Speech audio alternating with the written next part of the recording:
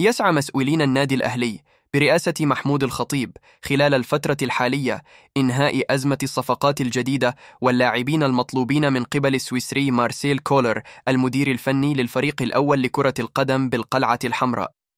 وتقدم السويسري مارسيل كولر المدير الفني للفريق الأول لكرة القدم بالنادي الأهلي خلال اجتماع سابق مع لجنة التخطيط وشركة الكرة وإدارة التعاقدات بتقرير فني كامل عن الصفقات الجديدة والراحلين وخطة قوية عن الموسم الجديد وكيفية الاستعداد له، لا سيما أن الفريق الأحمر مقبل على العديد من البطولات الهامة. وكشف مصدر مسؤول داخل النادي الأهلي تفاصيل هامة بشأن مفاوضات التعاقد مع عمر فرج لاعب الفريق الأول لكرة القدم بنادي آيك السويدي خلال فترة الانتقالات الصيفية الجارية وضمه إلى الفريق الأحمر. وأكدت المصادر المسؤولة داخل النادي الأهلي في تصريحات خاصة إلى مصادرنا عن تواصلهم إلى اتفاق قوي مع عمر فرج، واللاعب أبدى رغبته في التواجد وخوض تجربة جديدة مع النادي الأهلي، ولكن حتى الآن المقابل المادي الذي سيحصل عليه النادي السويدي به أزمة، ولكن نسعى لحل تلك الأمور في أسرع وقت